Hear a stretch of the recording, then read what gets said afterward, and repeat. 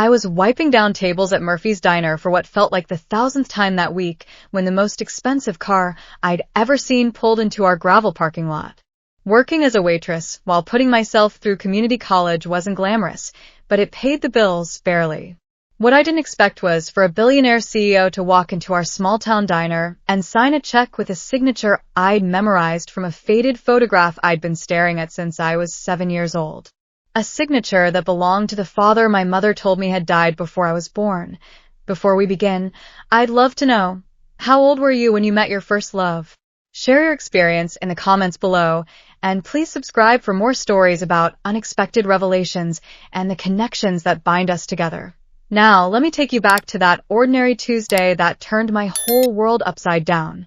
At 24, I thought I had my life figured out. I worked the morning shift at Murphy's Diner in Millbrook, a small town in upstate New York, where nothing exciting ever happened. The pay was terrible, but the tips were decent enough to cover my tuition at the local community college, where I was studying business administration. My plan was simple: finish my degree, save enough money to transfer to a 4-year university, and eventually start my own business. I lived with my mom, Linda, in the same small apartment we'd shared since I was a kid. She worked as a seamstress at the local dry cleaner and had raised me as a single mother after my father died in a car accident when she was pregnant with me. At least, that's what she'd always told me. The only thing I had of my father was a photograph I'd found hidden in one of my mom's old books when I was 7. It was a picture of 2 teenagers, clearly in love, standing by a lake. On the back, in careful handwriting, someone had written, "Linda, you." I grabbed a menu and a pot of coffee and approached his table. "Good morning," I said with my best customer service smile. "I'm Kate, and I'll be taking care of you today. Can I start you off with some coffee?" "Please," he said, his voice deep and cultured. He had kind eyes, I noticed, despite the obvious wealth and power he carried. "And thank you for accommodating the private meeting request. I know this isn't exactly the Four Seasons." "Murphy's has its own charm," I said, pouring his coffee. "Are you expecting someone?" "Yes, my attorney should be here shortly. We're discussing some sensitive business matters." I nodded and left him with the menu. But something about him nagged at me. There was something familiar about his profile, the way he held his head, but I couldn't place it. 20 minutes later, another man in a suit arrived, clearly the attorney.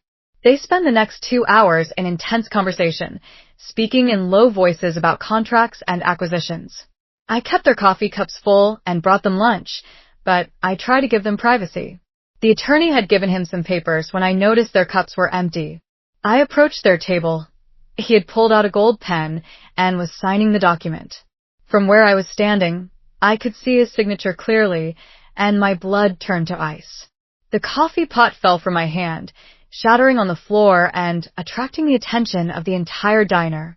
He looked at me, startled, and I immediately started apologizing and ran to the back to get a rag to clean up the mess. Pete came to me and tried to get some explanation, but I didn't have time.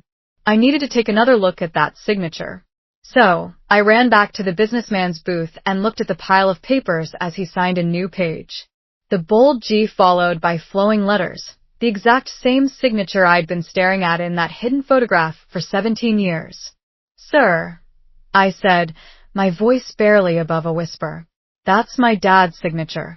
He looked up at me again, confusion clear on his face. "I'm sorry, what did you say?" "Your signature," I said, my hand starting to shake. "It's identical to my father's, but that's impossible because he died before I was born."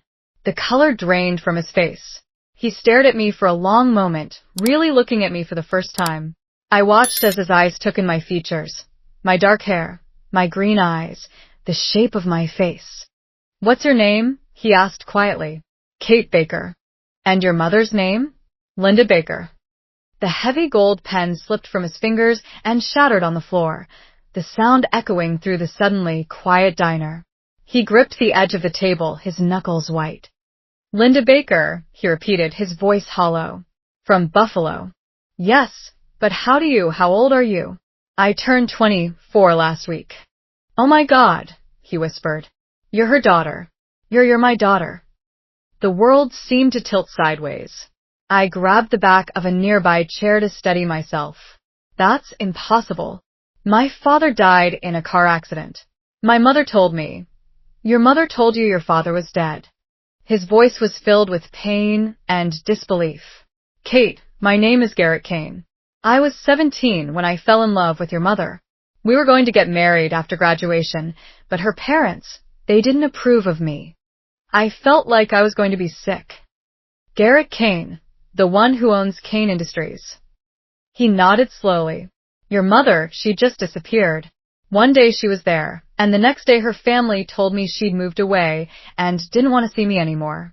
She moved to live here, in Millbrook, with her aunt. She was pregnant with me. He repeated, the word hitting him like a physical blow. She was pregnant and she never told me.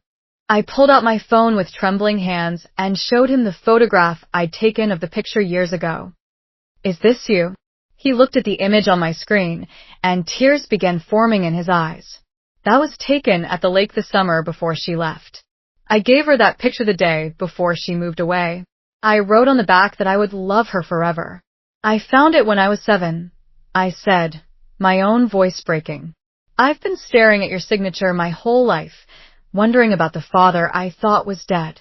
Garrett reached across the table and gently took my hand. Kate, I swear to you, I had no idea you existed. If I had known your mother was pregnant, if I had known she had my child, I would have moved heaven and earth to find you both. But why would she lie? Why would she tell me you were dead? Because she was 18 years old, pregnant, and scared, he said softly. Because her parents had probably convinced her that I was no good for her, that I would ruin her life. Because she thought she was protecting you from a father who might not want you. I thought about my mother, about the sadness I'd sometimes seen in her eyes when she thought I wasn't looking, about the way she'd never dated anyone seriously, ever seemed interested in finding love again. She never got over you, I realized. She never married anyone else. She's been alone all these years, and I never got over her, Garrett said. I built an empire. I have more money than I could spend in 10 lifetimes, but I never found anyone who made me feel the way Linda did. I never stopped hoping that someday I'd see her again. We sat in silence for a moment, both of us trying to process the magnitude of what we'd discovered. Are we sure? You are my dad, I asked finally. Kate, you have my eyes. I'm sure you are my daughter. And if you'll let me, I'd like to get to know my daughter. And I'd like to see your mother again, to understand why she felt she had to carry the secret alone for 24 years. She's going to be terrified when she finds out. You know, she's going to think you hate her for keeping me from you. I could never hate her, Garrett said firmly. I'm hurt, yes. I'm devastated that I missed your entire childhood, but I understand why she did what she did. She was protecting you the only way she knew how. I looked at this man, my father, standing across from me in a small-town diner, and I felt a strange mixture of anger, joy, and overwhelming sadness for all the years we'd lost. I have so many questions. I have 24 years worth of questions. But we have time now. We have all the time in the world. That evening, I sat in our small apartment waiting for my mother to come home from work. I'd called in sick for my evening shift, claiming a family emergency. It wasn't exactly a lie. When Mom walked through the door at 6:30 p.m. tired from her day at the dry cleaner, I was sitting at our kitchen table with the old photograph in front of me. Kate, what's wrong? You look like you've seen a ghost. Mom, we need to talk about my father. The color drained from her face, and she sank into the chair, ACR. OSS from me. Honey, you know your father died before you were born. Why are you bringing this up now? Because I met him today. Mom, I met Garrett Kane. She went completely still, her eyes fixed on the photograph between us. That's impossible, she whispered. He came into the diner today. When he signed a document, I recognized his signature from this picture. Mom, he's alive. He's been alive this whole time, and he never knew about me. Tears began streaming down her face. Oh God, Kate. Oh God. What have I done? Why did you lie to me? Why did you tell me he was dead? Because I was 18 and terrified and ashamed, she said, her voice breaking. Because my parents convinced me that he would ruin my life, that he was just a poor boy with no future who would drag me down.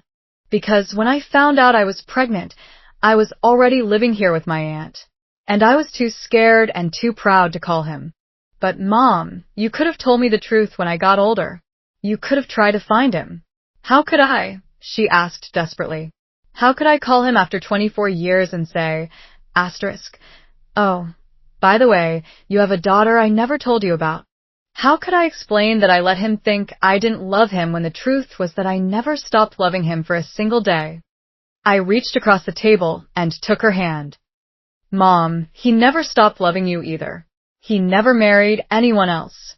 He's been alone all these years, just like you. He must hate me, she whispered. He doesn't hate you. He's hurt, but he understands why you did what you did. He wants to see you, Mom. He wants to talk. I can't, she said, shaking her head. I can't face him. Not after what I've done. Yes, you can, I said firmly. Because you owe it to him, and you owe it to me, and you owe it to yourself. You've been carrying the secret for 24 years, and it's time to let it go. The next day, I arranged for my parents to meet at the diner during the quiet afternoon hours. I watched from behind the counter as my mother walked in, looking terrified and beautiful in a simple blue dress. Garrett was already there, sitting in the same booth where we'd met the day before. When he saw her, he stood up slowly, his face a mixture of love and pain and 24 years of longing. Linda, he said softly. Garrett, she replied, her voice barely audible. They stood there for a moment, two people who had loved each other as teenagers and had spent their entire adult lives apart because of fear and misunderstanding. You look exactly the same, he said. No, I don't, she said with a sad smile. I'm old now and tired, and I've made so many mistakes. We both have, he said. But we have a daughter, Linda. We have a beautiful, amazing daughter. I'm so sorry, she whispered, tears streaming down her face. I'm so sorry I kept her from you. I'm so sorry I let you think I didn't love you. I know why you did it, he said gently. I understand. You were protecting her, and you were protecting yourself. But Linda, we can't change the past. We can only decide what we do with the future. I watched from across the diner as my parents talked for hours, sharing 24 years of stories, of pain, of the lives they'd built separately, while never forgetting each other. I saw my mother's face transform as she realized that the boy she'd loved was still there underneath the successful businessman he'd become. And I saw my father's eyes light up as he heard stories about my childhood, about the daughter he'd never known existed. When they finally stood up to leave, they weren't the same broken people who had walked in. They were two people who had found their way back to each other after a lifetime apart. Kate, my father said as they approached the counter. My mother and I have been talking. We have a lot to figure out, a lot of lost time to make up for. But first, I want to do something for you. You don't need to do anything for me.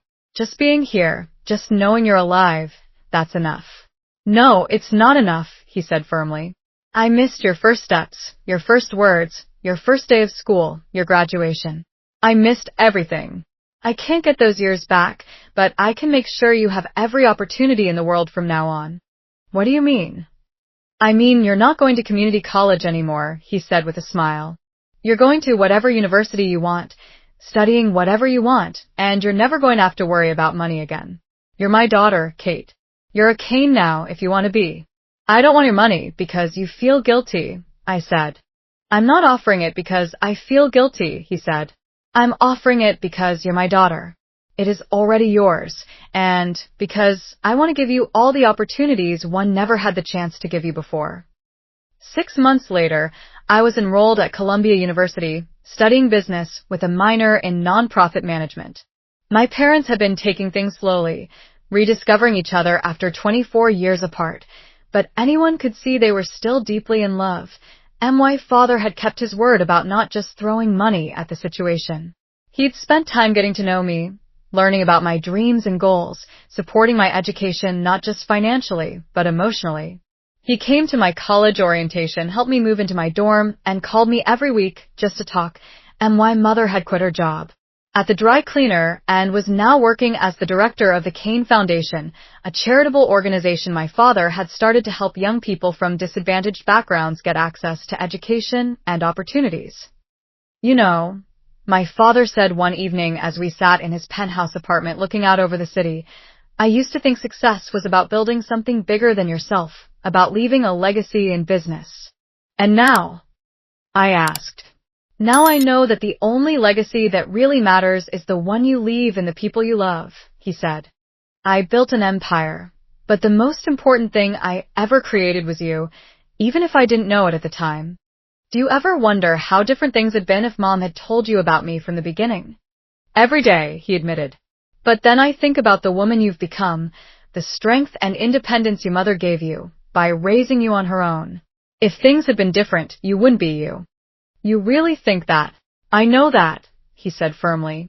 Your mother raised you to be strong, to work hard, to value people over possessions.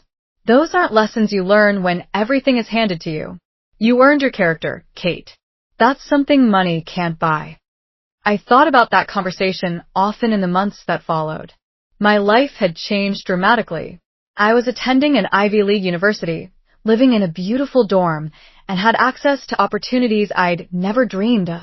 My parents got remarried on a quiet Saturday morning in the same church where they'd planned to marry 25 years earlier. It was a small ceremony, just me, my mother's aunt who had taken her in all those years ago, and a few close friends, but it was perfect. Do you take this woman to be your wife? The pastor asked my father. To have and to hold, in sickness and in health, for richer or poorer, for better or worse, as long as you both shall live. I do, my father said, his voice thick with emotion. I always have. When they kissed, I saw 24 years of separation, of longing, of regret finally come to an end. They weren't teenagers anymore, but the love between them was as strong as it had been when they were 17, at the reception afterward. My father pulled me aside. Kate, I have something for you, he said, handing me a small wrapped box. Inside was a delicate gold necklace with a pendant that took my breath away. It was a miniature version of the photograph I'd treasured for so many years, the picture of my parents by the lake, but now engraved in gold. I had it made from the original photo. I wanted you to have something that represents not just where we came from, but where we're going. That picture brought us back together, Kate. In a way, you've been the bridge between your mother and me your entire life, even when we didn't know it. I hugged him tightly, this man who had gone from stranger to father in the span of a few months. I love you, Dad. I love you too, sweetheart, more than you'll ever know. Some years later, I was back at Murphy's Diner, but this time as a customer. I'd graduated from Columbia with honors and was starting my own nonprofit organization focused on helping single mothers get access to education and job training. My father was my biggest investor, but more importantly, he was my biggest supporter. Pete, my old manager, came over to my table with a huge grin. Well, look who's back. How's the fancy college girl doing? Good, Pete. Really good. Actually, I wanted to talk to you about something. Oh yeah? What's that? I'm starting a foundation, and I want Murphy's to be one of our partner locations. We're going to offer job training and educational support to people in the community who need it. Interested? Pete's eyes lit up. You mean like helping people get their GEDs and learn new skills? Exactly. And providing childcare during class. And helping people with job placement afterward. I want to give people the same kind of opportunities one had, but without them having to wait 24 years for a miracle. Count me in, Pete said without hesitation. This place has always been about more than just serving food. It's about serving the community. As I sat in that familiar red vinyl booth, looking around at the diner where my life had changed forever, I thought about the power of small moments. A signature on a check, a photograph hidden in a book, a mother's secret carried for 24 years, my phone buzzed with a text from my father. Proud of you, kiddo. Can't wait to see what you build next, and I smiled and typed back. Thanks, Dad. I learned from the best, but the truth was I'd learned from both of them. From my father, I learned about vision and determination, about building something meaningful from nothing. From my mother, I'd learned about sacrifice and strength, about protecting the people you love, even when it costs you everything. And from both of them, I'd learned that love doesn't have an expiration date, that sometimes the most important connections in our lives are the ones that seem lost forever, waiting for the right moment to reveal themselves again. The signature that had seemed like such a small thing, just a name written in flowing script on a document, had unlocked a lifetime of love that had been hidden away. It had brought together two people who had never stopped loving each other. And it had given me the father I'd always dreamed of having. Sometimes I wonder what would have happened if I hadn't been working that day, if Garrett had gone to a different restaurant, if I hadn't noticed his signature. But then I remember what my father told me about destiny and timing. Everything happens when it's supposed to happen, Kate, he'd said. Your mother and I weren't ready to be together when we were teenagers. We needed to grow up to become the people we were meant to be. And you needed to become the strong, independent woman you are before you could handle having a father like me in your life. He was right. The timing had been perfect, even though it had taken 24 years. We'd all needed to become who we were meant to be before we could become a family. Now, as I work to help other families find their way back to each other, as I watch my parents rediscover their love story, as I build my own life with the foundation of everything they taught me, I'm grateful for every twist and turn that brought us to this moment. The signature that changed everything wasn't just my father's name on a piece of paper. It was a symbol of all the love that had been waiting patiently for the right moment to reveal itself. It was proof that some connections are so strong they can survive decades of separation and still bring people back together when the time is right. And it was a reminder that sometimes the most extraordinary discoveries happen in the most ordinary places, like a small-town diner where a waitress recognizes her father's signature and changes 3 lives forever. An absolutely beautiful story about the power of love that transcends time and the secrets we keep to protect the people we care about. What do you think of Linda's decision to hide Kate's existence from Garrett? Let us know your thoughts in the comments below. If you were moved by this incredible story of family, forgiveness, and second chances, please show your support by hitting that like button, and be sure to subscribe for more inspiring stories that prove love always finds a way. Don't forget to click the notification bell so you never miss an upload. Thanks for watching, and we'll see you in the next.